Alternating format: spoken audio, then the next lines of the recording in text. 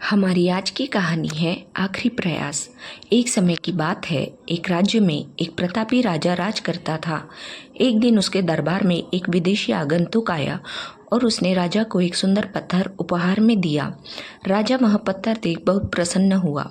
उसने उस पत्थर से भगवान विष्णु की प्रतिमा का निर्माण कर उसे राज्य के मंदिर में स्थापित करने का निर्णय लिया और प्रतिमा निर्माण का कार्य राज्य के महामंत्री को सौंप दिया। महामंत्री गांव के सर्वश्रेष्ठ मूर्तिकार के पास गया और उसे वह पत्थर देते हुए बोला, महाराज मंदिर में भगवान विष्णु की प्रतिमा स्थापित करना चाहते हैं। 7 दिवस के भीतर उस पत्थर से भगवान विष्णु की प्रतिमा तैयार कर राजमहल पहुंचा देना। इसके लिए तुम्हें 50 स्वर्ण मुद्राएं दी जाएंगी। 50 स्वर्ण मुद्राओं की बात सुनकर मूर्तिकार खुश हो गया और महामंत्री के जाने के उपरांत प्रतिमा का निर्माण कार्य प्रारंभ करने के उद्देश्य से अपने औजार निकाल लिए। अपने औजारों में से उसने एक हथौड़ा लिया और पत्थर तोड़ने के लिए उस पर हथौड़े से वार करने लगा, किंतु पत्थर जस का तस रहा। मूर्तिकार ने हथौड़े के कई बार पत्थर पर किए, किंतु पत्थर नहीं टूटा।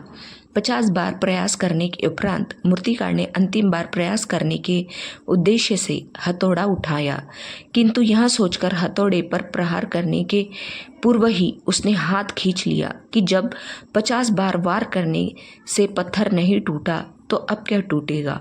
वह पत्थर लेकर वापस महामंत्री के पास गया और उसे यह कह वापस कर आया कि इस पत्थर को तोड़ना नामुमकिन है, इसलिए इससे भगवान विष्णु की प्रतिमा नहीं बन सकती।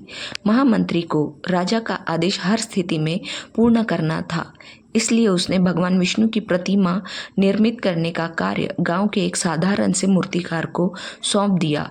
पत्थर लेकर मूर्तिकार ने महामंत्री के सामने ही उस पर हथौड़े से प्रहार किया और वह पत्थर एक बार में ही टूट गया।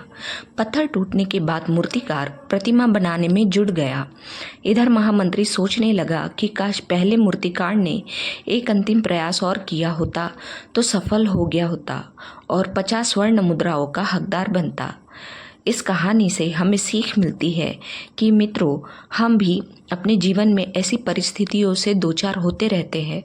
कई बार किसी कार्य को करने के पूर्व या किसी समस्या के सामने आने पर उसका निराकरण करने के पूर्व ही हमारा आत्मविश्वास डगमगा जाता है और हम प्रयास किए बिना ही हार मान लेते हैं।